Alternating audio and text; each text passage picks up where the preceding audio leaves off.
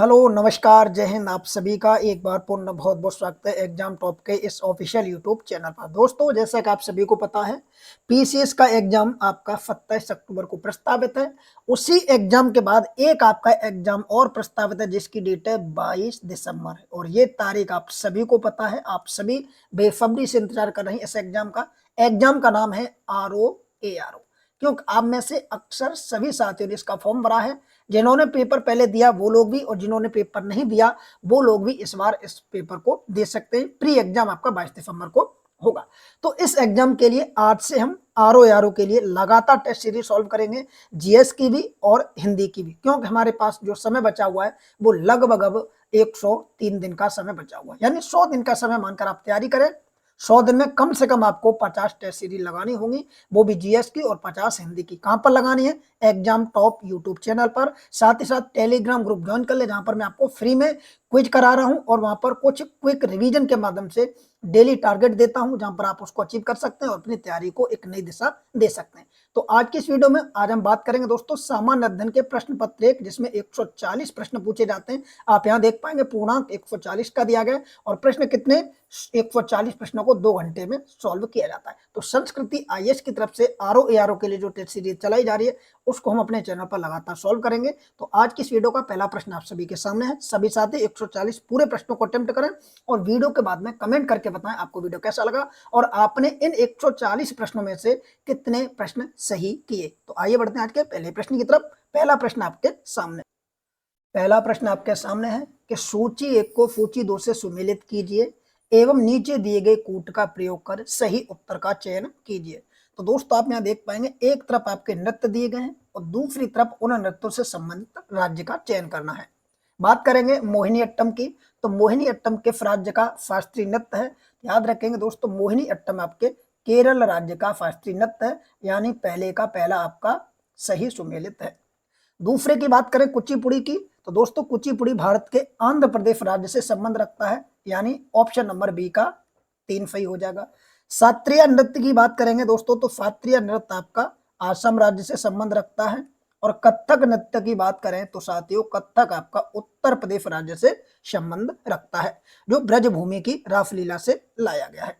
तो ये चारों ऑप्शन आपको याद रखने हैं कि कौन सा नृत्य आपका किस राज्य से संबंधित है। आप लोग क्या करें, अगर हो सके तो कॉपी पेन लेकर भी बैठा करें। जो भी प्रश्न आपको नया लगे कि ये प्रश्न आपके लिए अति महत्वपूर्ण है तो आप उसको नोट करते चलें। साथ में आपका क्या एक शॉर्ट नोट्स भी बनकर तैयार हो जाएगा, जिससे आप एग्जाम से 10 दिन 12 दिन पहले रिवीजन के तौर पर पढ़ सकते हैं। तो पहले प्रश्न का जो सही विकल्प होगा दोस्तों वो क्या हो जाएगा? ऑप्शन नंबर ए हो जाएगा।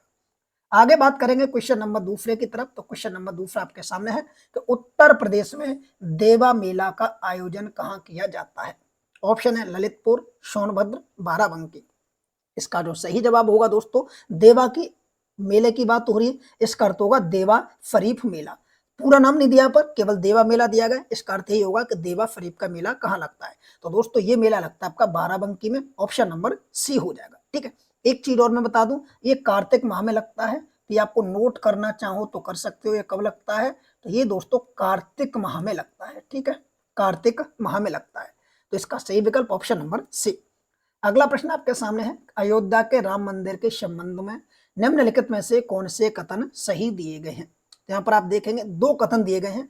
पहला है कि यह मंदिर नागर शैली में निर्मित है।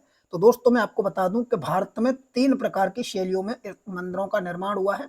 आप ऐसे समझ सकते हैं कि ये हमारे भारत का मैप है। ठीक है, आप ऐसे समझ सकते हैं कि ये हमारे भारत का मैप है। ठीक है, चलिए मैं थोड़ा और बनाने की कोशिश करता हूँ।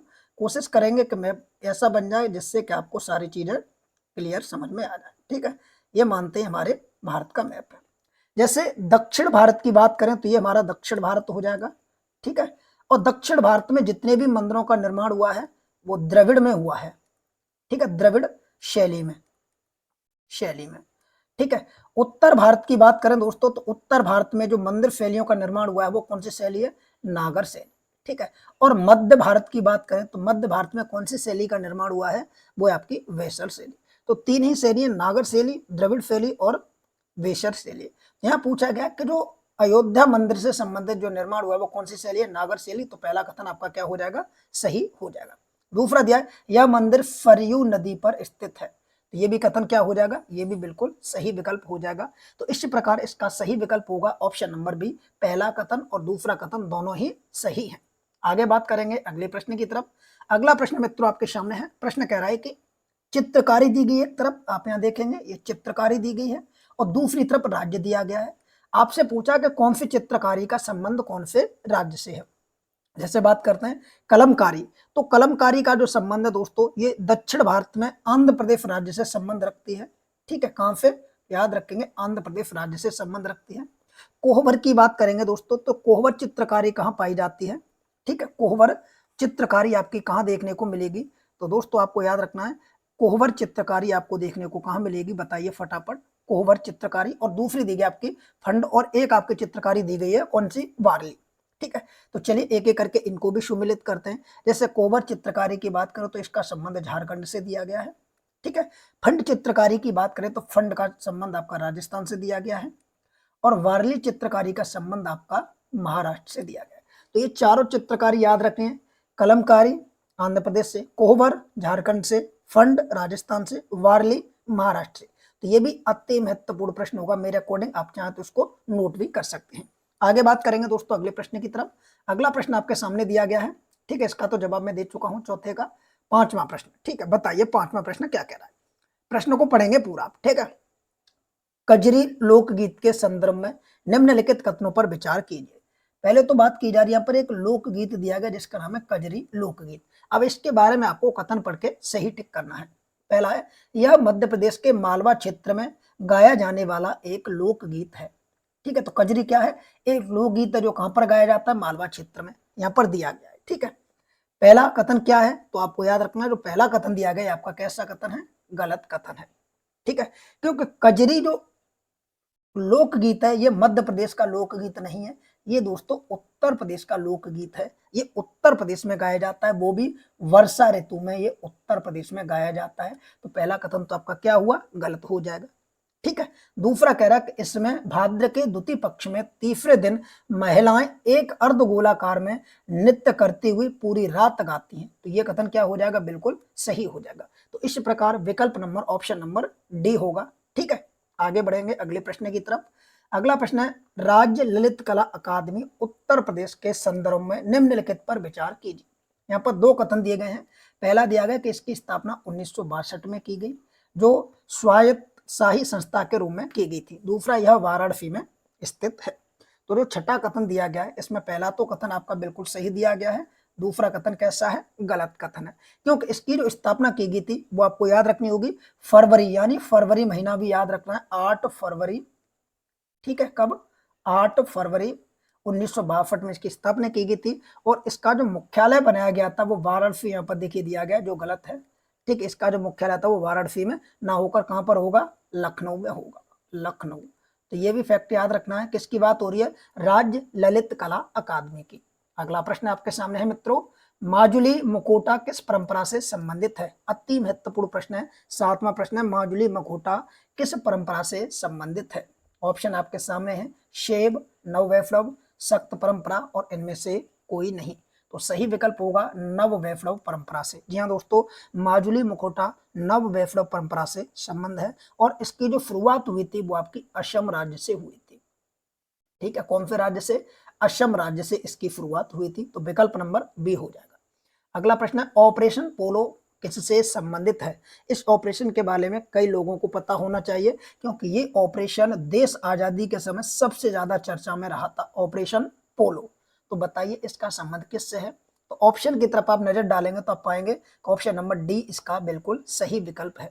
ऑपरेशन पोलो क्या था, हैदराबाद रियासत को भारतीय गणराज्य के साथ एकीकृत करने के लिए चलाया गया था ऑपरेशन पोलो। क्योंकि आप सबको पता होना चाहिए आजादी के समय सबसे बड़ी रियासत कौन सी थी, तो हैदराबाद रियासत थी, जिसको पुरुष बल के आधार पर भारतीय गणराज्य में मिलाया गया। जो 22 दिसंबर, ये डेट भी पूछी जाती है कि हैदराबाद रियासत भारत में किस समय मिली थी, तो 22 दिसंबर 1948 को इसका विलय किया गया था। किसमें, संघ राज्य के क्षेत्र में, भारत में भारतीय संघ में इसको शामिल किया गया था। ठीक है, भारतीय संघ में इसको शामिल किया गया था। तो चलिए आगे बढ़ते हैं अगले प्रश्न की तरफ। अगला प्रश्न आपके सामने है दोस्तों, 9वां प्रश्न है, निम्नलिखित युग्म में से कौन सा एक सही सुमेलित नहीं है। ठीक है, सही सुमेलित नहीं है। बताइए, यहाँ पर देखिए नागालैंड दिया गया है, यानी एक तरफ तो आपके राज्य दिए गए, दूसरी तरफ आपके कुछ पर्व और त्योहार दिए गए, तो आपको बताना कौन सा इसमें सही सुमेलित नहीं है। नहीं शब्द का प्रयोग किया गया है। ठीक है, जैसे नागालैंड की बात करते हैं तो नागालैंड में आपको पता है हॉर्नबिल पर्व मनाया जाता है। ठीक है, हॉर्नबिल पर्व मनाया जाता है, तो पहला सही है। दूसरा मणिपुर, मणिपुर में कौन सा पर्व मनाया जाता है, तो याद रखेंगे शंगाई पर्व मनाया जाता है, तो पहला भी आपका सही है, दूसरा भी आपका सही है। कर्नाटक की बात करें तो राजहंस पर्व की बात कर रहा है, तो ये क्या हो जाएगा दोस्तों, आपका गलत हो जाएगा। ठीक है, लद्दाख में हेमिस पर्व, तो ये भी बिल्कुल सही है। लद्दाख में कौन सा पर्व मनाया जाता है, तो हेमिस पर्व मनाया जाता है।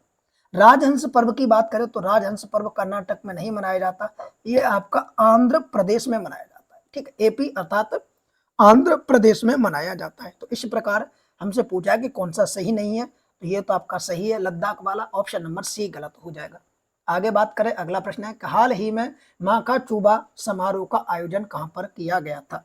तो ये माका चूबा समारोह चर्चा में रहा है, आपको बताना इसका आयोजन कहां पर किया गया था, तो सही विकल्प हो जाएगा ऑप्शन नंबर ए, थाईलैंड में। अब ये क्या है माका चूमा, तो याद रखेंगे थाईलैंड में बौद्ध धर्म के लोगों के लिए 5 सबसे प्रतिष्ठित आयोजनों में से एक है, जिसका नाम है माका चूमा आयोजन, तो इसका सही विकल्प ऑप्शन नंबर ए हो जाएगा। 11वां प्रश्न आपके सामने मित्रों, प्रश्न कह रहा है कि नीचे 2 कथन दिए गए हैं, जिनमें से एक को अभिकथन और आर को कारण कहा गया है, आप दोनों को पढ़कर सही जवाब देंगे। पहला कह रहा है कि मिलिंद पन्नो पाली भाषा का एक प्रमुख ग्रंथ है। ठीक है, किस भाषा का एक प्रमुख ग्रंथ है, तो याद रखेंगे पाली भाषा का एक प्रमुख ग्रंथ है। कारण कह रहा है इसमें ईरानी शासकों के विषय में सूचना का उल्लेख किया गया है। तो आप बताएंगे इनमें से कौन कौन से कथन सही हैं। तो दोस्तों देखिए, जो पहला दिया गया वो तो कथन बिल्कुल आपका सही दिया गया है। ठीक है, आर आपका गलत हो जाएगा, तो ऑप्शन नंबर ए आपका बिल्कुल सही कथन हो जाएगा। ठीक है, आगे बढ़ेंगे अगले प्रश्न की तरफ। अगला प्रश्न आपके सामने है, तो देखिए अगला प्रश्न आपके सामने 12वां प्रश्न है, और ये रीजनिंग का प्रश्न दिया गया है, और आपको पता चल जाएगा कि ऐसे प्रश्न भी रीजनिंग के आपके आरओ एआरओ एग्जाम में कितने देखने को मिलेंगे, तो लगभग 15 प्रश्न रीजनिंग के देखने को मिलेंगे, जिनके लिए मैं कुछ सेपरेट वीडियो भी बनाऊंगा रीजनिंग के लिए, जिससे कि आपकी ये 15 प्रश्न की तैयारी कंप्लीट हो जाए। और एक तरीके से मान के चलिए स्ट्रेटजी वीडियो भी आएगी, जिसमें आपको पता चल जाएगा कि आरओ एआरओ के लिए रीजनिंग और गणित की तैयारी कैसे और कहां से करें, तो वो वीडियो भी मैं आपको जल्द प्रोवाइड करा दूंगा। अब हम 12वें प्रश्न को देखेंगे। ये कह रहा है कि यदि किसी निश्चित कूट भाषा में रैन, यहाँ पर एक शब्द दिया गया RAIN, रैन को 28 18 236 और SAND को 42 82 38 में लिखा जाता है, तो उच्ची कूट भाषा में आपको लिखा गया है कि नेल का क्या होगा, NAIL। तो दोस्तों ऐसे प्रश्न भी एग्जाम में पूछे जाते हैं। अब हम यहाँ से देखेंगे, देखिए आर की बात करें तो आर कितने पे आता है, चलिए यहां से हम देख लेते हैं, RAIN। ठीक है, ये रैन है, और यहां पर हम इसको देखते हैं तो ये दिया गया, देखिए आपका 28, उसके बाद 18, उसके बाद यहाँ पर 236। ठीक है, यहाँ पर दिमाग दौड़ाना है आपको, आर कितने पे आता है, 18 पे, और 18 का दूना कितना हो जाएगा, 36, तो हमने इन दोनों अंकों से डिनोट कर दिया। ए कितने पे आता है, 1 पे, और 1 का दूना कितना हो जाएगा, 2। आई कितने पे आता है, 9 पे, और 9 का दूना कितना हो जाएगा, 18। एन कितने पे आता है, 14 पे, और 14 का दूना कितना हो जाएगा, 28।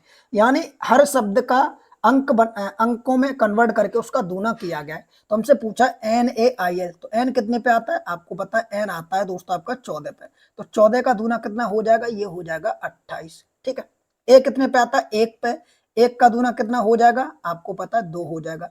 आई कितने पे आता है, 9 पे, और 9 का दूना कितना हो जाएगा, 18 हो जाएगा।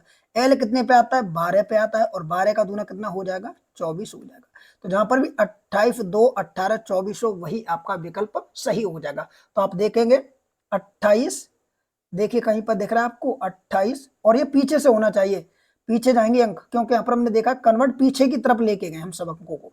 तो 28 यानी 24 आपका शुरू में आएगा, फिर आपका आएगा 18, फिर आपका आएगा 2, और लास्ट में आएगा 28, क्योंकि ये अंक आप देखेंगे इनको पीछे लेके जाना है। आप यहाँ पर देखिए हमने क्या किया, पीछे लेके गए हर शब्द को। ठीक है, तो ये 24 18 228, देखिए 24 18 228, 24 18 228, ऑप्शन नंबर सी आपका सही जवाब हो जाएगा। तो ऐसे भी प्रश्न आपको देखने को मिलेंगे रीजनिंग के आपके एग्जाम में, वो भी कम से कम 12 से 15 प्रश्न।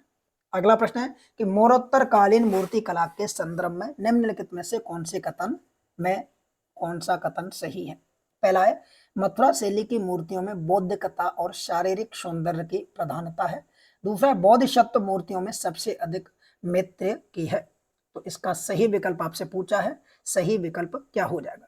फटाफट बताइए सही विकल्प क्या हो जाएगा। देखिए दूसरा कथन कह रहा है कि बोधिसत्व मूर्तियों में सबसे अधिक मैत्रेय की है, तो ये तो बिल्कुल सही है दूसरा वाला। पहला कह रहा है मथुरा शैली की मूर्तियों में बोधिसत्व और शारीरिक सौंदर्य की प्रधानता है। ठीक है, तो यहाँ पर आप देखेंगे ये जो शारीरिक सौंदर्य की जो प्रधानता की बात की गई है, ये आपकी गंधार शैली की मूर्तियों में देखने को मिलता है। किसकी शैलियों में? गंधार के शैलियों की मूर्तियों में। अब आइए इसके ऑप्शन की तरफ बढ़ते हैं। ठीक है, ऑप्शन आपके सामने ये दिए। ठीक है, आप बताइए कौन सा सही है। तो मैंने अभी आपको ऊपर क्या बताया था, ऑप्शन नंबर केवल दूसरा सही है। ठीक है, पहला गलत है। 14वां प्रश्न है कि गुप्तोत्तर काल में ऐसे ग्राम जिसमें पूरे गांव की भूमि ब्राह्मण वर्ग को दान में दी जाती थी कहलाती थी। यहाँ पर 4 विकल्प दिए गए। हमसे पूछा कि पूरे गांव की अगर भूमि ब्राह्मण को दान में दी जाएगी तो उस भूमि को क्या नाम दिया जाता है। तो दोस्त याद रखेंगे, पूरे गांव की भूमि अगर ब्राह्मण को दी जाएगी तो उसे कहा जाता है ब्रह्मादेय, अर्थात ऑप्शन नंबर बी हो जाएगा ब्रह्मादेय भूमि। ठीक है, अब यहाँ पर एक दिया गया है कि यहाँ पर जो देवे भूमि है इसको क्या कहा जाता है, देवे भूमि, ये वाला ऑप्शन नंबर ए। तो देवे भूमि कौन सी भूमि होती है? तो याद रख लेना, क्यों हो सकता है इसमें पूछा है कि पूरे गांव की भूमि को देने को क्या कहा जाता है, तो ब्रह्मादेव भूमि।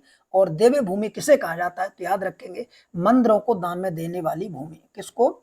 मंदिरों को, मंदिरों को जो दान में दी जाती है भूमि उसको देवे भूमि कहा जाता है। वही आपसे पूछा गया अग्रहाय भूमि किसे कहा जाता है, तो ब्राह्मण को कर मुक्त, ठीक है, याद रखना ब्राह्मणों को कर मुक्त जो भूमि दी जाती है उसको हम अग्रहाय भूमि कहते हैं। तो विकल्प नंबर ऑप्शन नंबर बी होगा। यहाँ से प्रश्न पूछे जाते हैं। ठीक है, कौन सी भूमि किसके लिए सही है, ये याद रखा करो। अगला प्रश्न है निम्नलिखित में से किस मध्यकालीन शासक के शासनकाल में शाही सिक्कों पर एक और कलमा खुदा रहता था तथा दूसरी ओर हिंदू देवी लक्ष्मी की आकृति अंकित थी। यानी वो कौन सा सल्तनत कालीन राजा था जिसने एक तरफ कलमा खुदवाया और दूसरी तरफ देवी लक्ष्मी की आकृति अपने सिक्कों पर करवाई? तो ऐसा करने वाला कौन सा शासक था, बताइए फटाफट। दोस्तों आपको पता होगा मोहम्मद गौरी नाम का एक शासक हुआ था, इसका नाम था मोहम्मद गौरी, विकल्प नंबर डी, जिसने भारत में तुर्क साम्राज्य की स्थापना की थी, जिसने पृथ्वीराज चौहान को पराजित कर साम्राज्य अपना स्थापित किया था भारत में। तो उसी मोहम्मद गौरी ने भारत में एक सिक्का जारी किया था जिस पर एक तरफ तो कलमा था और दूसरी तरफ देवी लक्ष्मी की आकृति अंकित करवाई। तो इसीलिए विकल्प नंबर डी हो जाएगा। अगला प्रश्न है सुप्रसिद्ध स्वामी नारायण मंदिर के संदर्भ में निम्नलिखित में से कौन से कथन सही है। तो यहाँ पर आपसे बताना स्वामी नारायण मंदिर के बारे में। ठीक है, पहला कथन है कि यह मंदिर नागर शैली में निर्मित है, ये 16वां प्रश्न है।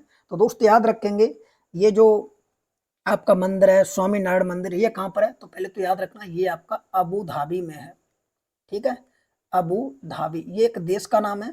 ठीक है, जिसको हम कहते हैं एक शहर का नाम है जिस जो देश पड़ता है UAE, संयुक्त अरब अमीरात। तो संयुक्त अरब अमीरात में एक जगह है जिसका नाम है अबू धाबी, वहां पर स्वामी नारायण मंदिर का उद्घाटन अभी कुछ समय पहले प्रधानमंत्री नरेंद्र मोदी के द्वारा किया गया था, जो खाड़ी देशों में पहला हिंदू मंदिर है। इस मंदिर का जो निर्माण हुआ था वो किस शैली में हुआ है, तो उसका निर्माण नागर शैली में हुआ है। तो इसीलिए पहला कथन आपका सही हो जाएगा। यह अबू धाबी में स्थित खाड़ी देश का पहला हिंदू मंदिर है, तो ये भी कथन आपका सही हो जाएगा। इसीलिए ऑप्शन नंबर बी आपका सही हो जाएगा। तो याद रखना है कि सुप्रसिद्ध स्वामी नारायण मंदिर कहां पर है? अबू धाबी UAE में। आगे बात करेंगे, अगला प्रश्न है अलाउद्दीन खिलजी के बाजार नियंत्रण प्रणाली के बारे में जानकारी प्रदान करता है। तो ये पूछा गया कि जो बाजार नियंत्रण प्रणाली चालू की थी अलाउद्दीन खिलजी ने, ये जानकारी कहां कहां से हमको प्राप्त होती है। तो दोस्तों हम बता दें ये जानकारी आपको कई जगह से प्राप्त होती है, जिसमें मुख्यतः अगर बात की जाती है तो मुख्यतः ये जो जानकारी मिलती है वो तारिक ए फिरोज शाही से प्राप्त होती है। अब ये तारिक ए फिरोज शाही किसकी पुस्तक है? तो इस लेखक का भी नाम याद रखना है, लेखक का नाम है जियाउद्दीन बर्नी, जियाउद्दीन बर्नी। ठीक है, तो ये आपको लेखक का नाम याद रखना है, जियाउद्दीन बर्नी की ये बुक है, बर्नी इनकी ये बुक है जिसका नाम है तारिक ए फिरोज शाही। इस बुक से बाजार नियंत्रण प्रणाली के बारे में जानकारी मिलती है। एक बुक दी गई यहाँ पर रहला, ये किसकी बुक है? तो याद रखेंगे साथियों ये बुक है इब्न बतूता की, इब्न बतूता। ठीक है, ये इब्न बतूता की पुस्तक है। पूछा जा सकता है आपसे कि किसकी पुस्तक है। ठीक है, तो याद रख लेना इब्न बतूता की। अगला प्रश्न है, तो यहाँ पर देखिए जो सही विकल्प हो जाएगा वो क्या होना चाहिए, ठीक है। 17वें प्रश्न का जो सही विकल्प होगा वो क्या हो जाएगा, तारिक फिरोज शाही जियाउद्दीन बन्नी की पुस्तक है, रहला इब्न बतूता की पुस्तक है। एक और है यहाँ पर देखिए पुस्तक दी गई जिसका नाम यहाँ पर दिया गया है फतुह उल सलातीन, ये किसकी पुस्तक है, तो ये भी तो आपको पता होना चाहिए। तो ये पुस्तक किसके दोस्तों, ये पुस्तक है इशामी की, किसकी, इशामी, ठीक है, ये पुस्तक है इशामी की। एक पुस्तक और आपकी खजाइन उल फतूह, ये पुस्तक किसकी है, खजाइन उल फतूह, बताइए दोस्तों ये किसकी पुस्तक है, तो ये भी पुस्तक है दोस्तों आपकी खजाइन उल फतूह, ये इस्लामी की है और ये इब्न बतूता के साथ वालों की। तो इस प्रकार पहला, दूसरा, तीसरा, चौथा, यानी ऑप्शन नंबर ए आपका सही हो जाएगा कि ये चारों के चारों पुस्तकें आपको बाजार नियंत्रण प्रणाली के बारे में जानकारी देते हैं। अगला प्रश्न आपके सामने है, विजयनगर साम्राज्य के संदर्भ में निम्नलिखित विचारों कथनों पर विचार कीजिए और सही कथन का चयन कीजिए। 18वां प्रश्न है, जैसे यहाँ पर दिया गया है कि साम्राज्य की अधिकतम जनसंख्या कृषि पर आधारित थी। दूसरा है, समाज में पर्दा प्रथा का प्रचलन था। पूछा गया कि कौन सा कूट सही है, तो दोस्तों बता दें इसमें केवल पहला कूट सही है, यहाँ पर समाज में पर्दा प्रथा का प्रचलन नहीं था, तो ठीक है, इसी प्रकार ये दूसरा गलत हो जाएगा, पहला सही हो जाएगा।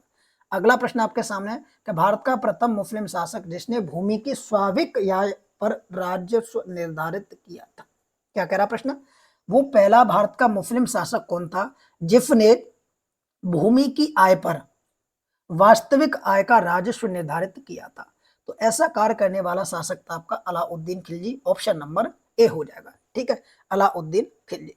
इसी क्रम में अगला प्रश्न है कि निम्नलिखित घटनाओं पर विचार कीजिए। अब यहाँ पर देखिए 3 घटनाएं दी गई हैं, आपको क्या करना है, इन तीनों घटनाओं पर विचार करना है, उसके बाद आप अपना आंसर देंगे। जैसे कह रहा है जिहाद का नारा, जिहाद की घोषणा या जिहाद का नारा एक ही बात है, तगमा नामक कर की समाप्ति ये, और उसके बाद गाजी की उपाधि। निम्नलिखित घटनाओं का संबंध किस युद्ध से है, तो ये जो 3 घटनाएं दी गई हैं 1, 2 और 3, इन तीनों घटनाओं का संबंध इन 4 युद्धों में से किस युद्ध से है।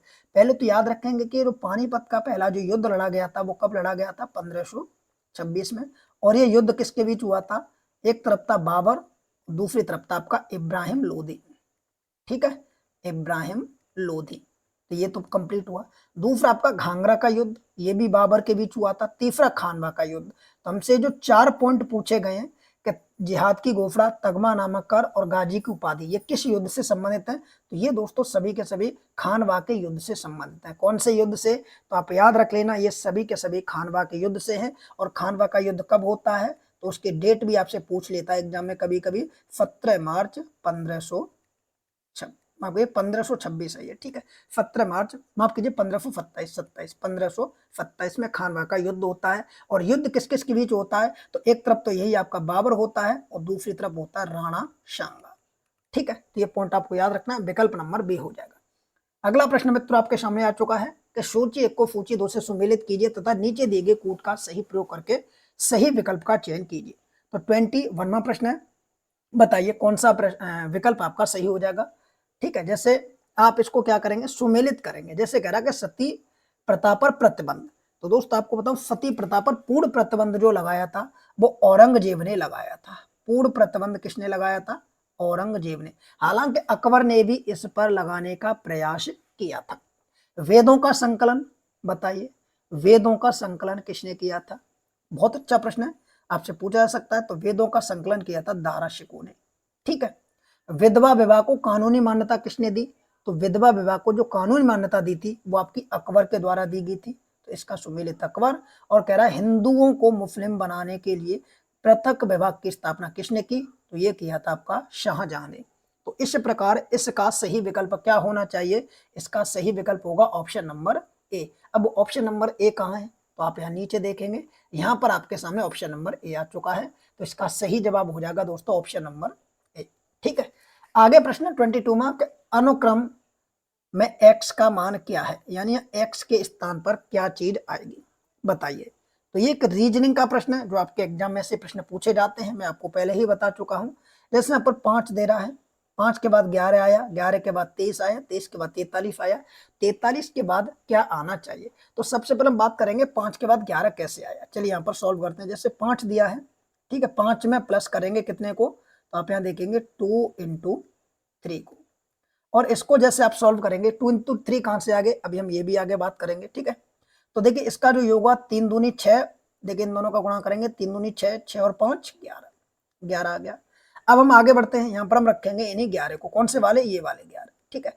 11 में प्लस करेंगे किसको, हम यहाँ करेंगे 3 इंटू 4, कितना करेंगे 3 इंटू 4, ये इंटू का चिन्ह है गुणा का, तो 4 3 12, 12 और 11 कितना होता है, ये हो जाएगा दोस्तों आपका 23।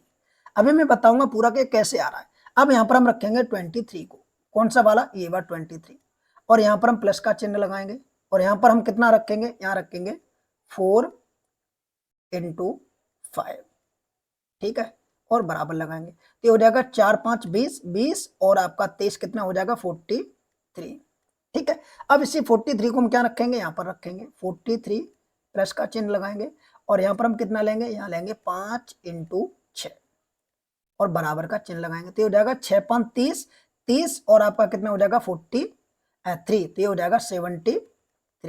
तो यहाँ पर हमारी जो नई संख्या निकल गई वो आई 73। अब देखिए यहाँ पर एक चीज देखिए, ये 5 तो हैं, ये 2 3 कहाँ से आए, तो देखिए 5 तो ये हैं, ठीक है, हमें बनाने 11 तो हमने ये वाले उठा लिए 2 3, ठीक है। यहाँ पर आप ऐसे ना समझे तो आप ऐसे समझे, सबसे पहले 2 का गुणा 3 में किया है, फिर ये वाले 3 हमने यहाँ पर ले लिए, 3 से अगली संख्या 4 ले ली, ये वाले 4 हमने यहाँ पर ले लिए, 4 से अगली संख्या 5 ले ली, और ये वाले 5 हमने यहाँ ले लिए, 5 से अगली संख्या 6 ले ली, और इस प्रकार आप पाएंगे कि इसका सही विकल्प 73 हो जाएगा। तो एक जेन्युइन तरीका है, आप चाहें तो इस प्रकार से भी इसको सॉल्व कर सकते हैं। हालांकि रीजनिंग के एक प्रश्न को सॉल्व करने के कई तरीके होते हैं, हो सकता है आपने कोई दूसरा मेथड फॉलो किया हो। अगला प्रश्न है, भारत में ब्रिटिश काल में निम्नलिखित में से किसके शासन काल में या कार्यकाल में स्थानीय स्वशासन की शुरुआत हुई थी। अच्छा प्रश्न है, स्थानीय स्वशासन की शुरुआत, तो एक नाम आता है जिनका नाम है लॉर्ड रिपन। लॉर्ड रिपन के शासन काल में स्थानीय स्वशासन की शुरुआत हुई थी, और इनके शासन काल में क्या हुआ था, तो आपको बता दें प्रथम जनगणना हुई थी, प्रथम जनगणना, वो कौन सी वाली, नियमित वाली, नियमित वाली। हालांकि पहली जनगणना तो लॉर्ड मेयो के शासनकाल में हुई थी, और इनके शासनकाल में हुई थी 1881 में, 1881 में, ठीक है। यहाँ पर कहीं की आपने देखा होगा 1882 भी दे देता है, ठीक है, पर यहाँ पर 1881 थी। स्थानीय स्वशासन कब हुआ था, तो स्थानीय स्वशासन की डेट आपको याद रखनी है, 1882 में स्थानीय स्वशासन हुआ था, तो विकल्प ऑप्शन नंबर डी। अगला प्रश्न है कि 15 अगस्त 1947 को शुक्रवार था, तो 29 अगस्त 2023 को कौन सा दिन होगा। ये देखिए कैलेंडर का प्रश्न आ गया है, ठीक है, तो पता चल रहा है कि कैलेंडर के भी प्रश्न एग्जाम में आते हैं, यानी 15 अगस्त 2000, देखिए आप ऐसे समझें कि 15 और अगस्त का महीना कितना होता है, तो आप पाएंगे अगस्त का महीना होता है 8, और यहाँ पर दिया 2017। फिर इसी के नीचे आप लिखेंगे अगली डेट 29 अगस्त दिया है, देखिए 29 अगस्त, और यहाँ पर दिया 2023। हमसे पूछा है कि 2023 को कौन सप्ताह का कौन सा दिन आएगा। इसको सॉल्व करने के लिए आपके पास कई सारी ट्रिकें होती हैं, ठीक है, इसको सॉल्व करने के लिए कई सारी ट्रिकें होती हैं, ठीक है। हालांकि अगर ये यहाँ पर 15 ही होता, 15 अगस्त 2023, तो आप इसको और अच्छे तरीके से सॉल्व कर सकते थे, बट यहाँ पर नहीं दिया, तो आपको क्या करना है, 15 अगस्त से 15 अगस्त जाएंगे, यानी दिनों में अंतर देखेंगे कितना दिन आ रहा है, तो 15 अगस्त से 29 अगस्त जाने में कितना समय आपको ऐड हुआ, तो 14 दिन ये आ गया। महीना अगस्त, अगस्त का कॉमन दिया है, ठीक है, तो इसमें आप विषम दिन निकालेंगे, तो विषम दिन निकालने का जो तरीका है वो क्या होता है, 7 का भाग लगाकर, तो 7 दूनी 14, कोई विषम दिन नहीं निकला, विषम दिन आ गया 0, ठीक है, प्लस करेंगे। अब देखिए अगस्त का महीना यहाँ पर भी सेम है, यानी ये इसमें जो दिन आए निकल के यहाँ पर आप देखेंगे तो वो आ रहा है 14 दिन, और यहाँ पर आप देखेंगे तो ये तो 0 0 हो जाएगा, और यहाँ पर जो अंतर आप देखेंगे यहाँ 0 आ जाएगा, यहाँ पर जो अंतर आएगा वो आएगा कितना, 4 3 और 3 6, ठीक है, 6 आ रहा है। पर एक चीज आप देखेंगे, देखिए 2017 का विषम दिन 1 होगा, 18 का विषम दिन 1 होगा, 19 का विषम दिन 1 होगा, और 20 के विषम दिन 2 होंगे, क्योंकि लीप वर्ष है। 21 का विषम दिन 1, 22 का विषम दिन 1 और 23 का विषम दिन 1, तो टोटल विषम दिनों की संख्या काउंट करेंगे 1 2 3, 3 और 2 5, 1 6 और 1 7, माफ कीजिए यहाँ पर ये वाला ऐड नहीं होगा, तो टोटल कितने हो जाएंगे, 7 विषम दिन ये हो जाएंगे, ठीक है, तो 6 और 1 वहां पर विषम दिन 7, तो 7 में आप भाग लगाएंगे, ठीक है। यहाँ पर जो हमने विषम दिन निकाले वो तो 0 निकले, यहाँ पर टोटल विषम दिन कितने निकले, 7 निकले। अब 7 विषम दिन निकले, तो 7 में जब आप भाग लगाएंगे किसका, 7 का, तो यहाँ पर भी 0 हो जाएगा, तो इसीलिए इसका जो सही विकल्प आएगा वो क्या आएगा, शुक्रवार ही आ जाएगा, क्योंकि विषम दिन बराबर आ रहे हैं, कोई ऐड नहीं हो रहा, तो शुक्रवार का शुक्रवार ही आ जाएगा, ऑप्शन नंबर सी। आगे बात करेंगे, अगला प्रश्न आपके सामने है। यहाँ पर भी कथन और कारक के माध्यम से प्रश्न को दिया गया है, ठीक है। पहले आप अभिकथन को पढ़ेंगे। अभिकथन कह रहा है कि बंगाल में इंडियन एसोसिएशन की स्थापना 1876 में सुरेंद्र नाथ बनर्जी के प्रयासों का परिणाम था। कारण है कि इस संस्थान ने सिविल सेवा परीक्षा की आयु में वृद्धि तथा लंदन में परीक्षा आयोजित कराने के विरुद्ध युवाओं के आंदोलन का नेतृत्व किया था। तो अब आप बताइए इनमें से कौन कौन से कथन सही हैं। पहला जो दिया गया है कि बंगाल में इंडिया एसोसिएशन की स्थापना, तो इंडिया एसोसिएशन की स्थापना हुई थी वो 1876 में ही हुई थी, तो पहला तो आपका क्या हो जाएगा, सही हो जाएगा, ठीक है, पहला तो सही हो जाएगा। दूसरा कह रहा है इस संस्थान ने सिविल सेवाओं की परीक्षा में वृद्धि, तो दोस्तों मैं आपको बता दूं इस संस्थान ने सिविल सेवाओं की परीक्षा में जो आयु थी उसको कम कर दिया और आयु घटाकर कितनी कर दी, 19 वर्ष कर दी थी, और परीक्षा लंदन में कराई जा रही थी, तो इसीलिए 19 वर्ष का व्यक्ति वहां जाने से असमर्थता का महसूस करता था, आने जाने में दिक्कत हो रही थी, इस वजह से संस्था ने उसका आंदोलन किया। तो ए और आर दोनों कथन आपके सही हैं, हालांकि आर ए की सही व्याख्या नहीं करता, इसीलिए ऑप्शन नंबर डी आपका सही जवाब होगा, इसीलिए ऑप्शन नंबर डी आपका बिल्कुल सही जवाब हो जाएगा। आगे बात करेंगे 26वां प्रश्न आपके सामने है कि नीचे दो कथन दिए गए जिनमें से एक कथन और दूसरा कारण है। देखिए यहाँ पर कथन को पढ़ेंगे पहले, ठीक है। मार्च 1930 में गांधी जी ने 78 अनुयायियों या सहयोगी के साथ मिलकर नमक सत्याग्रह की शुरुआत की। कारण इसी आंदोलन के दौरान बच्चों की बानर सेना और लड़कियों की मंजरी सेना का गठन हुआ था। तो ये तो आप सबको पता होना चाहिए कि ये तो कथन बिल्कुल सही है, क्योंकि इसी में जो बच्चों के लिए जो सेना बनाई गई थी उसका नाम था बानर सेना, और लड़कियों के लिए जो सेना बनाई गई थी उसका नाम था मंजरी सेना। अब आगे ऑप्शन नंबर ए पर हम जाते हैं। ऑप्शन नंबर ए कह रहा है कि मार्च 1930 में गांधी जी ने 78 सहयोगियों के साथ मिलकर नमक सत्याग्रह किया था, तो ये भी कथन बिल्कुल सही हो जाएगा। तो ए और आर दोनों कथन आपके क्या होंगे, सही होंगे, परंतु आर ए की सही व्याख्या नहीं करता, तो इसीलिए विकल्प नंबर सी हो जाएगा। आगे बात करेंगे, अगला प्रश्न है व्यक्तिगत सत्याग्रह के बारे में, ठीक है। व्यक्तिगत सत्याग्रह के बारे में अगला प्रश्न दिया गया 27 में। प्रश्न है कि व्यक्तिगत सत्याग्रह पर विचार कीजिए। पहला कथन इसके प्रथम सत्याग्रही विनोबा भावे थे, तो ये कथन बिल्कुल सही हो जाएगा। चुनने वाले व्यक्ति कौन थे विनोबा भावे को, तो गांधी जी।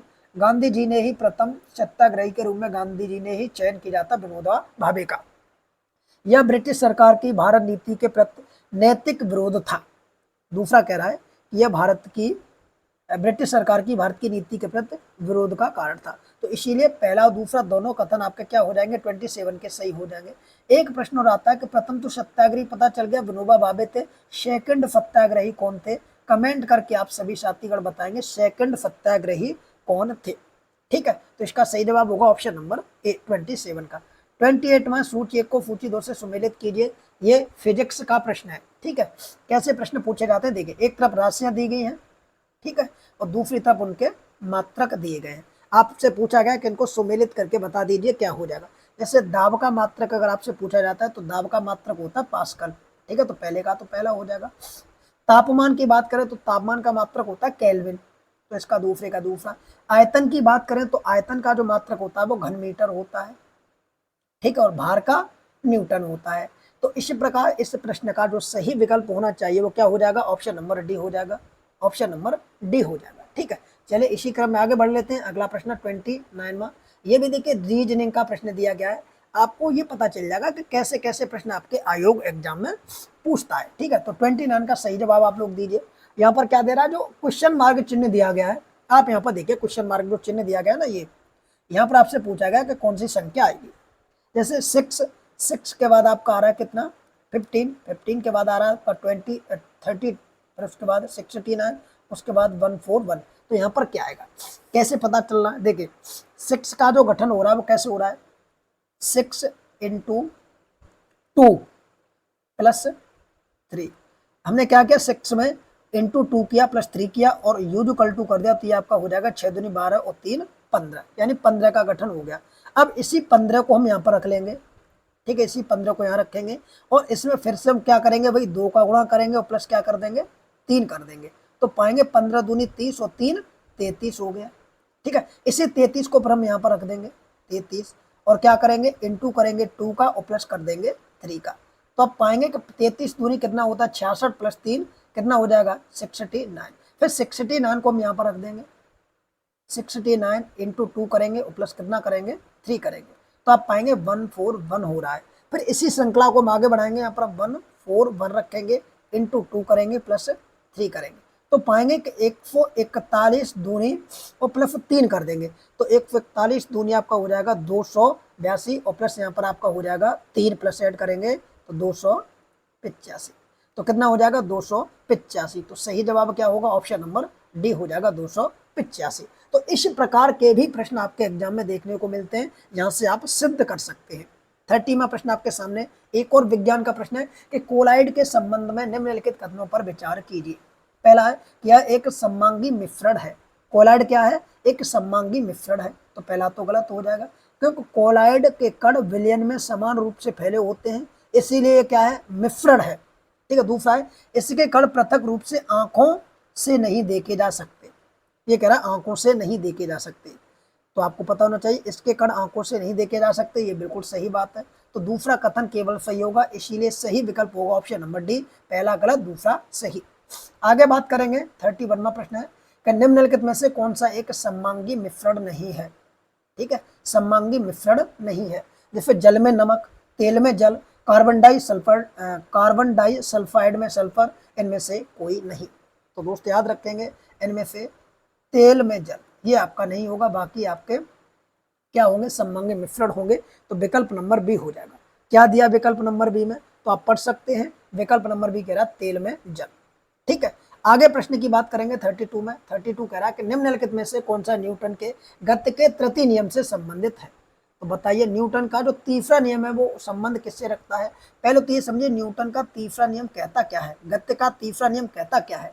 न्यूटन के तीसरे नियम में कहा गया है कि जब एक वस्तु दूसरी वस्तु पर बल लगाती है तब दूसरी वस्तु भी पहली वस्तु पर उलट कर या एक तरीके से मान लीजिए प्रत्यावर्त बल लगाती है, यानी दोनों अपनी अपनी तरफ बल लगाते हैं। तो इसमें आप पढ़ेंगे तो यहाँ पर जो उदाहरण दिए गए हैं, जो ऑप्शन दिए गए उनके बाद आप इसको टिक करेंगे। जैसे कह रहा है कि नाविक के आगे की ओर कूदने की स्थिति में नाव का पीछे की ओर आना, बिल्कुल सही है। अभी हमने इसकी परिभाषा भी देखी थी कि न्यूटन का गति का तीसरा नियम कहता है कि जब एक वस्तु दूसरी वस्तु पर बल लगाती है तो दोनों वस्तु अपनी अपनी दिशा में इस पर बल लगाती है। तो जब नाविक, आप ऐसे मान के चले कि ये एक तरीके से नाविक है और नाविक इधर कूदेगा नाव से तो नाव पीछे की तरफ जाएगी, यानी विपरीत बल लगाएगी, तो बिल्कुल सही हो जाएगा आपका ऑप्शन नंबर ए। ठीक है, ऐसे भी प्रश्न आपको देखने को मिलेंगे कि न्यूटन का पहला नियम, न्यूटन का दूसरा नियम, न्यूटन का तीसरा नियम, तो इनको आप देख के जरूर जाए एग्जाम हॉल में। ठीक है, जहां से आपका एग्जाम में क्वेश्चन गलत ना हो। प्रश्न है कि प्रकाश संश्लेषण के संबंध में निम्नलिखित कथनों पर विचार कीजिए। प्रकाश संश्लेषण के रूप में अब यहाँ पर 4 विकल्प दिए गए। ठीक है, पहला विकल्प आप पढ़ेंगे कि इस अभिक्रिया में हरे पौधे कार्बन डाइऑक्साइड विमुक्त करते हैं। प्रकाश संश्लेषण की दर लाल रंग के प्रकाश में सबसे अधिक होती है। तो ये जो दिया गया है कि प्रकाश संश्लेषण की दर लाल रंग के प्रकाश में सबसे अधिक होती है, तो ये तो बिल्कुल सही हो जाएगा, क्योंकि जो सबसे कम होती है वो कौन से प्रकाश में होती है, तो याद रख लेना प्रकाश संश्लेषण की जो दर सबसे कम होती है वो रंग होता है बैंगनी। ठीक है, कौन सा रंग होता है, तो वो रंग होता है बैंगनी, जिसमें सबसे कम होती है। सबसे ज्यादा की बात करता है तो लाल रंग में होती है। तो आपका ये वाला दूसरा तो सही है, पहला कथन आपका गलत हो जाएगा, ऑप्शन नंबर बी आपका सही हो जाएगा। आगे दिया गया, एक तरफ विटामिन दिए गए, दूसरी तरफ होने वाले रोग दिए गए, आपको बताना कौन से विटामिन से कौन सा रोग होता है। ठीक है, जैसे यहाँ पर दिया गया विटामिन ए, तो सभी को पता होता है कि विटामिन ए की कमी से रतौंधी रोग होता है, तो पहले का तो पहला हो जाएगा। विटामिन सी से स्कर्वी रोग होता है, दूसरे का दूसरा। थायमिन, यानी विटामिन किसकी बात हो रही है थायमिन में, बताइए विटामिन बी1 की। ठीक है, विटामिन बी1 की, तो थायमिन की कमी से कौन सा रोग होता है, वेरी वेरी रोग होता है। और विटामिन डी से रिकेटिव रोग होता है। तो चारों के चारों सही सुमेलित दिए गए, सही विकल्प की तरफ जाएंगे तो 1 2 3 4 विकल्प नंबर ऑप्शन नंबर बी हो जाएगा। तो चारों विटामिन याद रख लेना, कौन से विटामिन से कौन सा रोग होता है। 35वां प्रश्न आपके सामने, मस्टर्ड गैस मानव शरीर के किस अंग को सबसे अधिक प्रभावित करती है। ठीक है, यहाँ पर बात हो रही है दोस्तों मस्टर्ड गैस मानव शरीर के किस अंग को सबसे अधिक प्रभावित करती है, तो वो हो जाएंगे फेफड़े। विकल्प नंबर क्या हो जाएगा, बी हो जाएगा। ये प्रश्न अति महत्वपूर्ण है, आप इसको नोट कर सकते हैं, क्योंकि ऐसे ही प्रश्न आपके आयोग एग्जाम में देखने को मिलेंगे। अगला प्रश्न है, भारत का सबसे बड़ा और सबसे तेज एआई सुपर कंप्यूटर सिस्टम है। बताइए सबसे बड़ा और सबसे तेज AI सुपर कंप्यूटर कौन सा है? तो उसका नाम है दोस्तों ऐरावत। विकल्प नंबर डी हो जाएगा। अब ऐरावत तो भारत का टॉपर हो गया। विश्व में इसकी रैंक क्या है? तो याद रखेंगे विश्व में इसकी रैंक है 75वां स्थान आता है विश्व में ऐरावत का, जो भारत में सबसे टॉप पे माना जाता है। अगला प्रश्न है मोबाइल फोन में सूचनाओं के आदान प्रदान में सिम का अभिप्राय क्या है? यानी सिम की फुल फॉर्म आपसे पूछी गई है। तो ऑप्शन पर आप नजर डालेंगे तो पाएंगे कि सिम की जो फुल फॉर्म है वो आपका सब्सक्राइबर, ठीक है, जैसे हम कहते हैं ना हमारे चैनल को सब्सक्राइब कीजिए, तो सब्सक्राइबर आइडेंटिफिकेशन मॉड्यूल, ठीक है, ये सिम की फुल फॉर्म है। Option number A. आप इसको याद रख सकते हैं कि सिम की फुल फॉर्म क्या होती है, क्योंकि ऐसे एग्जाम में प्रश्न पूछे जाते रहते हैं, सिम की, ATM की, पिन की। ठीक है, अगला प्रश्न है चंद्रयान 3 के ऊपर। प्रश्न कह रहा है कि चंद्रयान 3 मिशन के संदर्भ में निम्नलिखित कथनों पर विचार कीजिए। पहला है कि यह मिशन 14 जुलाई को श्रीहरिकोटा के सतीश अंतरिक्ष धवन से भेजा गया था। ठीक है, तो ये आपको बताना है। दूसरा है कि इसको GSLV Mark 3 यानी LV3 के माध्यम से लॉन्च किया गया था। तो आप पाएंगे कि जो पहला कथन दिया गया ये बिल्कुल सही दिया गया है और दूसरा कथन भी बिल्कुल सही दिया गया है। 14 जुलाई को ये श्रीहरिकोटा, फिर 14 जुलाई की कब की बात हो रही है? 2023 की बात हो रही है, ना कि 2024 की। ठीक है, 14 जुलाई तो भी 24 का निकल के गया है, तभी तो कोई नहीं हुआ, 2023 में हुआ था ये। और कहां से हुआ था? सतीश धवन अंतरिक्ष केंद्र, ठीक है, श्रीहरिकोटा में, वहां से इसको लॉन्च किया गया था। तो ऑप्शन नंबर ए हो जाएगा। 1 और 2 दोनों ही कथन आपके सही हो जाएंगे। अगला प्रश्न है कि आकाश का रंग नीला दिखाई देता है, इसका रीजन क्या है? तो याद रखेंगे आकाश का जो रंग नीला दिखाई देता है इसका रीजन होता है प्रकाश के प्रकीर्णन से। ठीक है, तो विकल्प क्या हो जाएगा? ऑप्शन नंबर ए हो जाएगा। चलिए दोस्तों अगले प्रश्न की तरफ बढ़ते हैं। अगला प्रश्न है 40वां कि रसायन विज्ञान में 2023 का नोबेल पुरस्कार प्रदान किया गया था। यानी रसायन विज्ञान के क्षेत्र में जो नोबेल पुरस्कार दिया गया था वो किसके लिए, किस लिए दिया गया था? तो इसका दोस्तों सही जवाब होगा क्वांटम सिद्धांत की खोज के लिए और फम्फ्लिफर्ड के लिए प्रदान किया गया था। तो विकल्प नंबर क्या हो जाएगा? ऑप्शन नंबर बी हो जाएगा। ठीक है, ऑप्शन नंबर बी हो जाएगा। ठीक है, चलिए अगले प्रश्न की तरफ बढ़ते हैं। अगला प्रश्न है कि नदी के जल की अपेक्षा समुद्र के जल में तैरना आसान होता है, क्यों? इसका क्या रीजन है? क्योंकि नदी के जल में तैरने की अपेक्षा समुद्र के जल में तैरना आसान होता है। रीजन आपसे पूछा गया है, रीजन आपको बताना है ऐसा क्यों होता है। तो दोस्तों रीजन होता है कि नदी के जल का घनत्व समुद्र के जल के घनत्व से कम होता है, इसीलिए समुद्र में तैरना आसान होता है मनुष्य को। तो विकल्प नंबर सी हो जाएगा। अगला प्रश्न है इसरो द्वारा लॉन्च किए गए आदित्य L1 मिशन के संबंध में निम्नलिखित कथनों पर विचार कीजिए।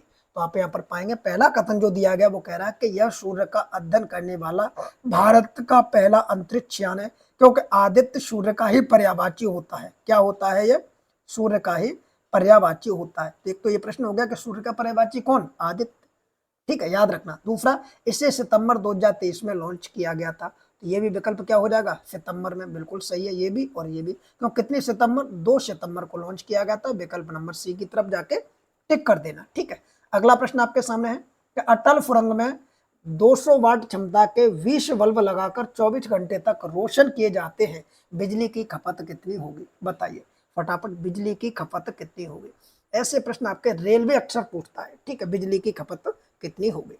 अब यहाँ पर बात हो रही है किसकी? 200 वाट क्षमता के 20 बल्ब लगाए जाते हैं। क्षमता कितनी है दोस्तों? यहाँ पर आप देखेंगे 200 वाट की। ठीक है, तो यहाँ पर हम क्या करेंगे? 200 वाट के 20 बल्ब अर्थात इंटू 20 कर देंगे।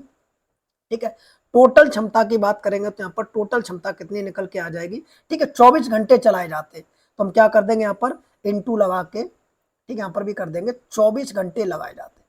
ठीक है, कितने घंटे? 24 घंटे तक लगाए जाते हैं। ठीक है, अब ये कुल कितना हो जाएगा तो आप इसका गुणा कर लीजिएगा। ठीक है, देखिए इसका 1 0 2 0 3 0, तो 3 शून्य तो आप यहाँ लगा देंगे। 2 दूनी 4 और 4 का गुणा करेंगे 24 में, तो 24 दूनी 48 और 48 इंटू 24 यानी ये हो जाएगा आपका 96। ठीक है, इतना हो जाएगा। अब आपको पता है कि जब भी आप इसकी यूनिट में कन्वर्ट करेंगे तो आपको इसमें कितने का भाग देना है? 1000 का। 1000 का भाग देंगे तो आप पाएंगे कि 3 जीरो कट जाएंगे, बराबर 96 यूनिट बनेगी। कितनी यूनिट बनेगी? तो 96 यूनिट बनेगी। तो विकल्प की तरफ जाएंगे तो पाएंगे विकल्प नंबर सी आपका सही जवाब हो जाएगा। ठीक है, कितना हो जाएगा? सी जवाब हो जाएगा। ठीक है, ये पॉइंट आपको याद रखना। ठीक है, ये पॉइंट आपको याद रखना। 10 वाट के 10 बल्ब 10 घंटे जलाए जाएं तो प्रयोग की विधि आपको यहाँ पर पता चल जाएगी, उससे आप ऐसे लगा सकते हैं। ठीक है, तो इसका सही जवाब क्या हो जाएगा, ऑप्शन नंबर सी। अगला प्रश्न है, एक तरफ मौलिक कण दिए गए, दूसरी तरफ खोजकर्ता दिए गए, आपको बताना है कि इसका सही जवाब क्या हो जाएगा। ठीक है, पहले प्रश्न को पढ़ लीजिए। नीचे दिए गए युग्म में कितने युग्म सही सुमेलित हैं, सही सुमेलित वाले बताने हैं कौन कौन से युग्म सही सुमेलित हैं। जैसे सबसे पहले हम बात करेंगे हिग्स बोसन, तो इसकी जो खोज की थी वो किसने की थी, वो की थी हिग्स बोसन की खोज पीटर हिल्स से, तो पहला तो आपका सही हो जाएगा। दूसरा पोइंग मैसोन, इसकी खोज किसने की थी, तो खोज तो की थी एच युवाका ने, जबकि यहाँ पर दिया नहीं है तो ये दूसरा गलत हो जाएगा। तीसरा न्यूटन, न्यूटन की जो खोज की गई थी वो चैडविक के द्वारा की गई थी, ये भी आपका गलत हो जाएगा। इलेक्ट्रॉन, इलेक्ट्रॉन की जो खोज की गई थी वो जे थॉमसन के द्वारा की गई थी, तो ये भी गलत आपका हो जाएगा। पूछा कितने युग्म सही है, केवल एक युग्म सही है, ऑप्शन नंबर बी। अगला प्रश्न, लेजर तकनीक का प्रयोग किया जाता है।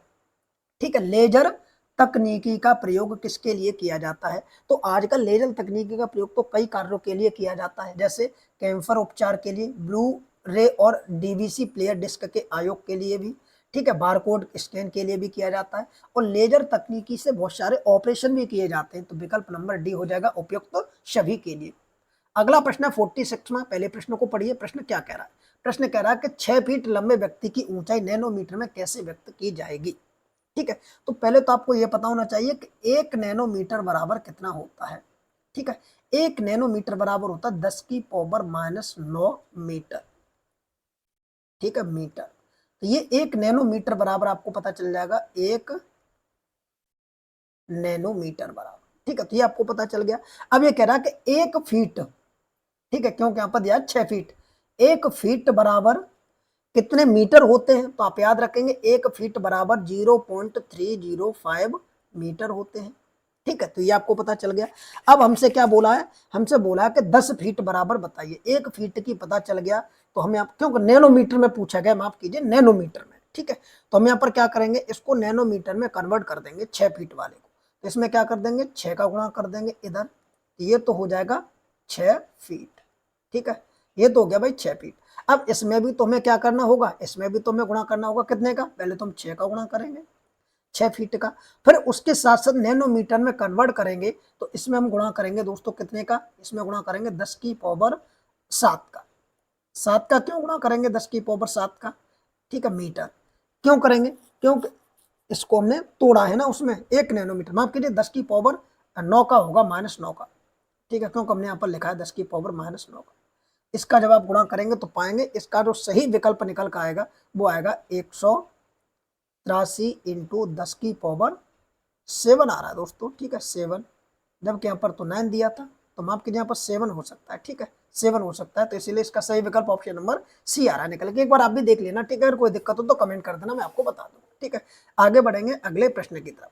कह रहा है महासागर में डूबी हुई वस्तुओं की स्थिति जानने के लिए निम्न में से किसका प्रयोग किया जाता है। अच्छा प्रश्न है दोस्तों कि बड़े बड़े जो महासागर नदियां, इनमें जो डूबी वस्तु होती है उनको जानने के लिए किसका प्रयोग किया जाता है, तो दोस्त याद रखेंगे उसमें सोनार तकनीक का प्रयोग किया जाता है। विकल्प नंबर डी हो जाएगा, सोनार तकनीकी का प्रयोग ही किया जाता है। आगे बात करेंगे, प्रकाश की चाल सबसे अधिक होती है। कई बार ऐसा प्रश्न पूछा गया है कि प्रकाश की चाल सबसे अधिक किसमें होती है, तो दोस्तों प्रकाश की चाल तो सबसे अधिक निर्वात में होती है, तो विकल्प नंबर क्या हो जाएगा, विकल्प नंबर डी हो जाएगा, निर्वात में। ठीक है, प्रकाश की चाल निर्वात में कितनी होती है प्रकाश की चाल, तो याद रखेंगे निर्वात में होती है 3 × 10 की पावर 8, ये प्रकाश की चाल निर्वात में होती है। वहीं अगर हम बात करें कांच में कितनी होती है प्रकाश की चाल, तो कांच में होती है दोस्तों, आप याद रख लेना इसकी 2.2 × 10 की पावर 8, तो ये चाल होती है इनकी कांच में और इसकी निर्वात में, इसीलिए निर्वात में 3.3 × 10 की पावर 8 दे रहा है और यहाँ 2 × 10 की पावर 8 दे रहा है, इसीलिए निर्वात ज्यादा ऑप्शन सही रहेगा। आगे बात करते हैं अगले प्रश्न की तरफ। निम्नलिखित में से कौन सा संबंध सही नहीं है। ठीक है, कौन सा संबंध सही नहीं है, फटाफट बताइए इसका सही विकल्प क्या हो जाएगा। जैसे यहाँ पर दिया गया है कि 1 वाट बराबर 8 वाट, 1 वाट बराबर 8 वाट दिया, तो ये तो संबंध बिल्कुल आपका सही हो जाएगा। दूसरा है कि 1 किलोवाट बराबर 1024 वाट, 1 किलोवाट बराबर 1024 वाट, बिल्कुल सही है। जो लोग MB GB का जो प्रयोग करते हैं वो चीजें यहाँ पर दी गई है। ठीक है, आगे दिया है 1 गीगावाट, गीगावाट क्या होता है, गीगावाट जैसे हम बोलते हैं जीबी। ठीक है, 1 GB बराबर कितना होता है, तो याद रखेंगे 1 गीगावाट बराबर होता है, ठीक है, 1 गीगाबाइट बराबर होता है 1024 मेगावाट, जिसे हम एमबी बोलते हैं। तो 1 जीबी में कितनी 1024 एमबी होती है, तो ये भी आपका सही हो जाएगा। एक देखिए यहाँ पर किलोबाइट दे रहा है, कितना दे रहा है यहाँ पर किलोबाइट दे रहा है, तो ये गलत हो जाएगा, क्योंकि 1 गीगाबाइट बराबर 1000 के क्या होना चाहिए मेगाबाइट, यहाँ होना चाहिए मेगाबाइट, क्योंकि मेगाबाइट एम बी होगा, ठीक है, तो ये गलत है। बाकी 1 टेराबाइट बराबर 1024 गीगाबाइट दिया, बिल्कुल सही होगा, तो विकल्प नंबर सी हो जाएगा, ठीक है। आगे बात करेंगे, हाल ही में आर्टिफिशियल इंटेलिजेंस समर्थित अत्याधुनिक टेलीमेडिसिन मोबाइल क्लिनिक आरोग्य डॉक्टर्स, यहाँ पर देखिए आपके सामने दिया गया आरोग्य डॉक्टर्स ऑन व्हील की शुरुआत कहां से की गई है, ये 50वां प्रश्न है, और एक कश्मीर के उधमपुर से की गई है, तो विकल्प नंबर सी आपका सही जवाब हो जाएगा। आगे बात करेंगे, मैथ का प्रश्न दिया गया कि एक दुकानदार 100 खिलौने बेचकर 20 खिलौनों के विक्रय मूल्य के बराबर लाभ प्राप्त करता है, कितने 100 खिलौने बेचकर 20 खिलौनों के विक्रय मूल्य के बराबर लाभ प्राप्त करता है, तो उसका लाभ प्रतिशत ज्ञात कीजिए, उसका लाभ प्रतिशत ज्ञात कीजिए, ठीक है। ये कह रहा है देखिए एक दुकानदार क्या करता है 100 खिलौने बेचकर, ठीक है, उसने क्या किया 100 खिलौने बेचे, तो 20 खिलौने के बराबर उसको लाभ प्राप्त हुआ। इसका अर्थ क्या हुआ कि उसके जो वास्तविक क्रय किया होगा वो 80 खिलौनों को किया होगा, ठीक है, कितने को 80 खिलौनों को उसने क्रय किया होगा। अब 80 खिलौनों पर उसने 20 का प्रॉफिट लिया, तो इंटू 100 पे कितना लिया, 20 से आप इसको काटेंगे ये हो जाएगा 4 बार, 4 से आप इस 100 को काटेंगे तो हो जाएगा 25% बार, तो सही विकल्प क्या होगा ऑप्शन नंबर सी हो जाएगा, ठीक है। अगला प्रश्न है, रानी खेत बीमारी का संबंध किससे है, ठीक है, रानी खेत बीमारी का संबंध किससे दिया गया है। विकल्प की तरफ आप देखिए क्या क्या विकल्प दिए गए, विकल्प दिया गया पर देखिए मुर्गियों से, तो मुर्गियों में होता है रानी खेत बीमारी। अगले प्रश्न की तरफ बढ़ेंगे, तो अगला प्रश्न है कि माहे, मालवन और मंगरोल क्या है, एक तो माँ है, एक मालवन और एक मंगरोल, ये क्या चीजें दी गई हैं, तो ये दोस्तों आपकी समुद्री जहाज के क्या दिए गए, ये समुद्री जहाज के नाम वगैरह दिए गए, तो विकल्प नंबर बी हो जाएगा, ठीक है। आगे बात करेंगे, निम्नलिखित युग्म पर विचार कीजिए, एक तरफ संविधान की समितियां और दूसरी तरफ अध्यक्ष दिए गए हैं, आपको बताना है कि इनमें से कौन सा जोड़ा सही सुमेलित है। बात करेंगे संघ समिति की, तो संघ समिति के तो अध्यक्ष पंडित जवाहरलाल नेहरू जी थे। संघीय समिति की बात करें तो संघीय समिति के अध्यक्ष भी पंडित जवाहरलाल नेहरू जी थे, ठीक है।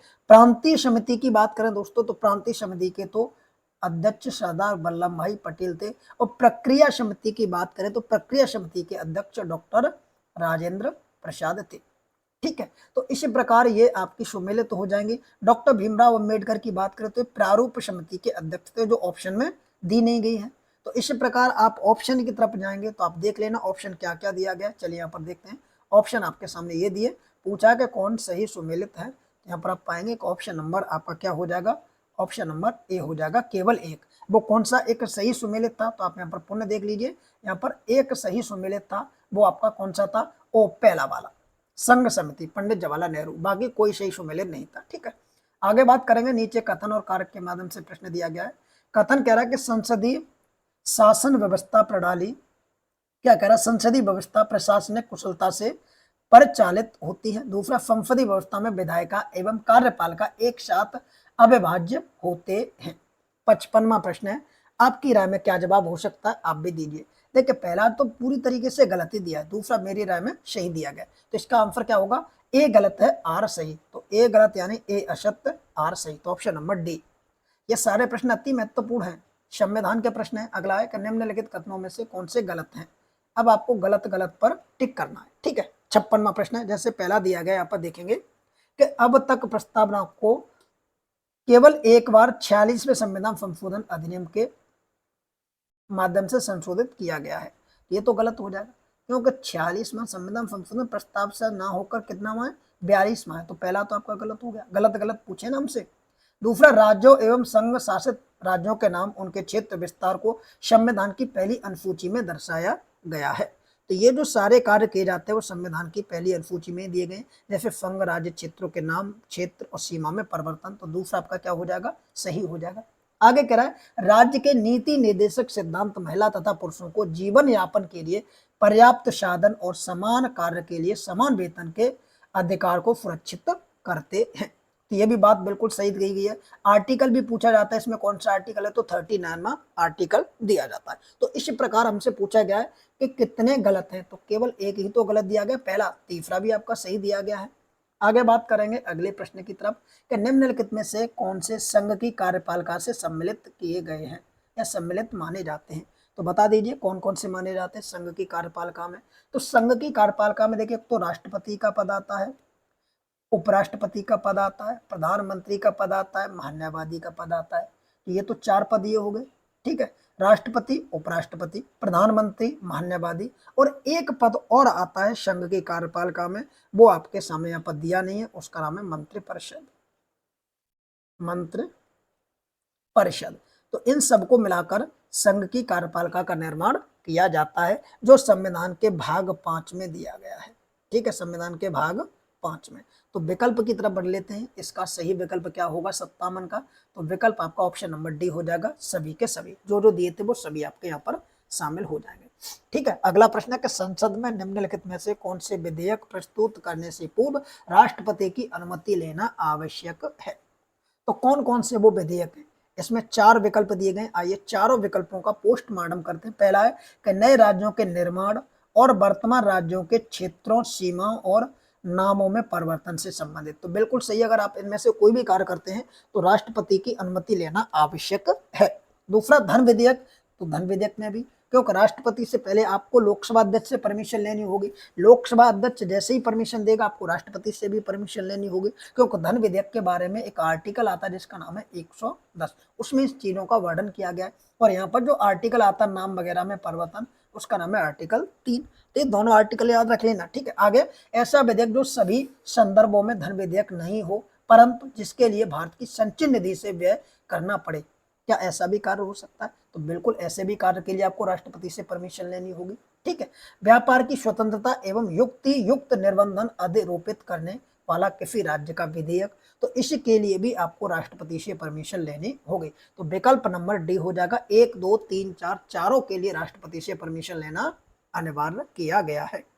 अगला प्रश्न आपके सामने कि निम्नलिखित में से कौन से पदाधिकारियों की नियुक्ति एवं उनके पद से हटाने का अधिकार केवल राष्ट्रपति को प्राप्त है, यानी राष्ट्रपति को प्राप्त है। तो वो कौन कौन से पद हो जाएंगे, ठीक है। जैसे यहाँ पद दिया गया नियंत्रक एवं महालेखा परीक्षक, भारत का महान्यायवादी, राज्यों के राज्यपाल। तो इन सभी को हटाने का जो दायित्व दिया गया वो राष्ट्रपति को प्राप्त किया गया, ठीक है, ये राष्ट्रपति को प्राप्त किया गया। ऑप्शन नंबर क्या हो जाएगा इसका, ऑप्शन नंबर डी हो जाएगा। आगे बात करेंगे, अगला प्रश्न है कि उपराष्ट्रपति के संबंध में निम्नलिखित कथनों पर विचार कीजिए। 2 कथन दिए गए उपराष्ट्रपति के बारे में। पहला कथन दिया गया, उपराष्ट्रपति के निर्वाचन में संसद के दोनों सदनों के सभी मेंबर भाग लेते हैं, इसमें निर्वाचित भी और मनोनीत भी। तो ये तो कथन बिल्कुल सत्य कथन है, ठीक है, क्योंकि राष्ट्रपति के में केवल निर्वाचित भाग लेते, मनोनीत भाग नहीं लेते। बट उपराष्ट्रपति के चुनाव में ऐसा नहीं है, इसमें दोनों भाग लेते हैं। दूसरा, राज्यसभा का पदेन सभापति होने के कारण यह राज्यसभा की बैठक की अध्यक्षता करता है। यहाँ पर यह भी कथन आपका बिल्कुल सही हो जाएगा, इसीलिए कथन दोनों सही हो जाएंगे, ठीक है, पहला और दूसरा। आगे बढ़ेंगे दोस्तों, अगला प्रश्न है कि स्थगन प्रस्ताव के संदर्भ में निम्नलिखित कथनों पर विचार कीजिए। अब यहाँ पर हम बात करेंगे स्थगन प्रस्ताव, ये क्या होता है, क्यों इतना जरूरी है। सबसे पहले हम जान लेते हैं स्थगन प्रस्ताव के बारे में, ठीक है। तो स्थगन प्रस्ताव किसी अविलंबीय लोक महत्व के मामले पर सदन में चर्चा के लिए उठाया जाता है, ठीक है। स्थगन करने का प्रस्ताव इसको कहते हैं। इसके लिए 50 सदस्यों का समर्थन आवश्यक होता है। प्रस्ताव लोकसभा एवं राज्यसभा दोनों में से कहीं भी पेश किया जा सकता है। सदस्य का कोई भी सदस्य इस प्रस्ताव को लेकर आ सकता है, ठीक है। तो ये आपकी एक बेसिक जानकारी होगी। अब यहाँ 3 फैक्ट देंगे। जैसे पहला है कि यह प्रस्ताव लोकसभा एवं राज्यसभा दोनों में पेश किया जा सकता है, अभी हमने आपको बताया था। सदन का कोई भी सदस्य इस प्रस्ताव को पेश करता है, अभी हमने आपको बताया था। इस प्रस्ताव पर चर्चा 2.5 घंटे से कम नहीं होती, तो ये भी कथन बिल्कुल सही है, क्योंकि 2.5 घंटे से कम नहीं होनी चाहिए। तो ये भी कथन आपका बिल्कुल सही हो जाएगा, इसीलिए तीनों के तीनों कथन आपके सत्य हो जाते हैं। अगला प्रश्न है कि नीचे 2 कथन दिए गए, एक कथन दूसरा कारण। कथन को पढ़ेंगे फिर उसके बाद कारण को। कथन कहता है कि राज्यसभा अविश्वास प्रस्ताव पारित कर मंत्रिपरिषद को नहीं हटा सकती। कारण है मंत्रिपरिषद का सामूहिक उत्तरदायित्व तो लोकसभा के प्रति होता है। तो क्या ये जो 2 कथन दिए गए दोनों कथन सही हैं, आपको बताना है इसका सही जवाब क्या हो जाएगा। तो दोस्तों इसका सही जवाब होगा पहला, यानी ए और आर दोनों सही हैं, आर ए की सही व्याख्या भी करता है, इसीलिए अभिकथन और कारण दोनों ही सही होंगे। अगला प्रश्न है, विधानमंडल द्वारा पारित किसी साधारण विधेयक के संबंध में राज्यपाल के पास निम्नलिखित में से कौन सा विकल्प होता है। ठीक है, साधारण विधेयक की यहाँ पर बात की जा रही है और राज्यपाल से शक्तियों का वर्णन पूछा है। यहाँ पर 4 विकल्प दिए गए हैं। पहला विकल्प है कि वह धन विधेयक को मंजूरी दे सकता है, तो आप बताएंगे क्या कर सकता है, तो आप कहेंगे जी बिल्कुल बिल्कुल कर सकता है, धन विधेयक को मंजूरी देता है। दूसरा, विधेयक को अपनी स्वीकृति देने से रोक सकता है, बिल्कुल कर सकता है। वह राष्ट्रपति के पास विधेयक को आरक्षित कर सकता है, बिल्कुल कर सकता है। तो विकल्प नंबर डी हो जाएगा, विकल्प नंबर डी हो जाएगा। अगला प्रश्न है कि निम्नलिखित में से कौन से राज्यों में राज्य प्रशासनिक अधिकरण स्थापित किया गया है। 64वां प्रश्न है, आप बताएंगे वो कौन कौन से राज्य जहां पर यह कार्य किया गया है। तो देखिए यहाँ पर राज्यों की अगर बात करते हैं तो प्रशासनिक अधिकरण अधिनियम 1985 के माध्यम से, ठीक है, प्रशासनिक अधिकरण अधिनियम 1985 के माध्यम से केंद्र को राज्य पर प्रशासनिक अधिकरण स्थापित करने का अधिकार दिया गया है। तो ये तो फैक्ट आपको याद रखना है कि किस किस को दिया गया है। अब इसमें वर्तमान में टोटल राज्यों की अगर बात करें इसके अधीन तो 9 राज्य आते हैं। कितने राज्य आते हैं? 9 राज्यों को इसमें शामिल किया गया है। अब वो 9 राज्य कौन कौन से हैं? तो एक आपका आंध्र प्रदेश राज्य हो जाता है जो इसमें शामिल किया गया है। दूसरा आपका उड़ीसा राज्य है जो इसमें नहीं दिया गया। तीसरा आपका हिमाचल प्रदेश राज्य दिया गया है। चौथा आपका कर्नाटक दिया गया है। पांचवा आपका इसी में एक राज्य केरल दिया गया है। ठीक है, तो 5 तो इसमें आ गए। उसके बाद मध्य प्रदेश हुआ, पश्चिम बंगाल हुआ, तमिलनाडु हुआ, महाराष्ट्र हुआ, वो भी इसमें शामिल है। तो ये चारों के चारों राज्य आपको इसमें आ जाते हैं। इसीलिए विकल्प नंबर आप देख लेना, इसका सही विकल्प क्या हो जाएगा, 1 2 3 4, यानी ऑप्शन नंबर डी आपका सही जवाब होगा। धन विधेयक अनुच्छेद 199 के संबंध में निम्नलिखित कथनों पर विचार कीजिए। अब यहाँ पर ये अनुच्छेद 199 जोड़ दिया, इसीलिए पता चल जाता है कि राज्य के बारे में बात कर रहा है। ठीक है, क्योंकि अगर 110 होता तो केंद्र धन विधेयक की बात हो रही होती। ठीक है, तो आर्टिकल से भी आपको पता चल जाएगा कि किसकी बात कर रहा है। ये कह रहा है कि यह विधानसभा में पेश नहीं किया जा सकता। किसकी बात हो रही है यहाँ पर? धन विधेयक की। हमसे पूछा कौन दिए गए कूट के बंद से सही कथन का चयन करना है। ठीक है, तो कह रहा है कि विधानसभा में पेश नहीं किया जा सकता क्योंकि धन विधेयक विधानसभा में पेश किया जाता है, विधान परिषद में पेश नहीं किया जा सकता। तो पहला जो कथन दिया गया वो क्या हो जाएगा आपका? गलत हो जाएगा। ठीक है, दूसरा कह रहा है कि विधान परिषद इसे ना तो अस्वीकार कर सकती ना ही इसमें संशोधन कर सकती। तीसरा, विधान परिषद इस विधेयक को अधिकतम 30 दिनों तक रोक सकती है। तो 30 दिनों की जगह आप सबको पता होना चाहिए कोई भी कार्य होता है वो 14 दिन तक रोका जाता है। तो इसीलिए हमसे पूछा है कि इनमें से कौन कौन से कथन सही हैं। तो ये वाला एक तो गलत हो जाएगा। ठीक है, कौन सा? ये वाला गलत हो जाएगा। और कौन सा गलत हो जाएगा? पहला वाला, क्योंकि ये विधान परिषद में पेश नहीं किया जा सकता। ये कह रहा है जबकि ये विधान परिषद में ही पेश किया जाता है, इसीलिए केवल दूसरा आपका सही है, बाकी दोनों कथन गलत हो जाएंगे। आगे बात करेंगे निम्नलिखित में से कौन सी समितियां पंचायती राज्य से संबंधित हैं। अति महत्वपूर्ण प्रश्न है दोस्तों, पंचायती राज व्यवस्था से प्रश्न आता ही आता है। यहाँ पर पहला कह रहा बलवंत राय मेहता समिति। तो बलवंत राय मेहता समिति की जो स्थापना की जाती है वो पंचायती राज से संबंधित की जाती है और ये त्रिस्तरीय पंचायतों की घोषणा करता है, एक जिला पर, एक ब्लॉक स्तर पर और एक ग्राम पंचायत के स्तर पर। उसके बाद आती है आपकी अशोक मेहता समिति, ये 2 स्तर की बात करता है, जिला स्तर और ग्राम स्तर। जीवी के राव समिति आती है, फिर उसके बाद आती है आपकी एल.एम. सिंघवी समिति। तो ये चारों के चारों जो समिति दी गई पंचायती राज व्यवस्था से संबंधित है, इसीलिए विकल्प नंबर डी आपका सही जवाब हो जाएगा। इसीलिए विकल्प नंबर डी आपका सही जवाब हो जाएगा। याद रखना ये प्रश्न। भारत के नियंत्रक एवं महालेखा परीक्षक के संदर्भ में निम्नलिखित कथनों पर विचार कीजिए। अब नियंत्रक एवं महालेखा परीक्षक क्या कहता है, सुनिए।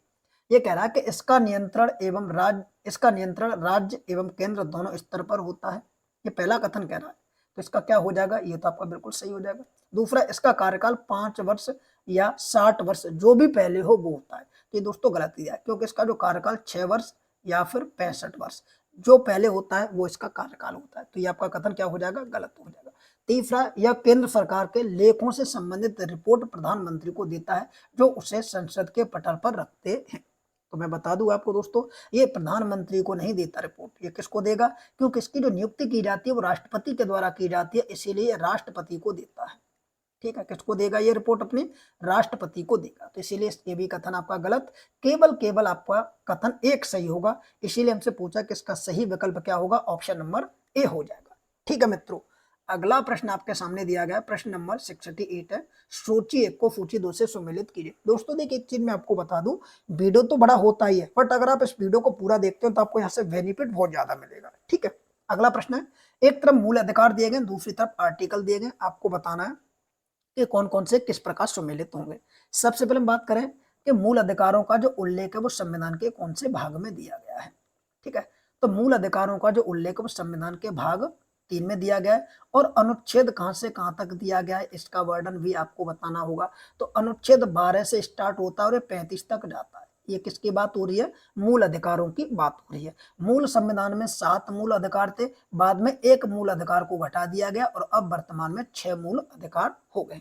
तो आइए उन 6 मूल अधिकारों के बारे में जानते हैं, कहां से कौन सा संबंध रखता है। सबसे पहले बात करेंगे समता का अधिकार। तो समता का अधिकार आर्टिकल 14 से प्रारंभ होता है और 18 तक जाता है।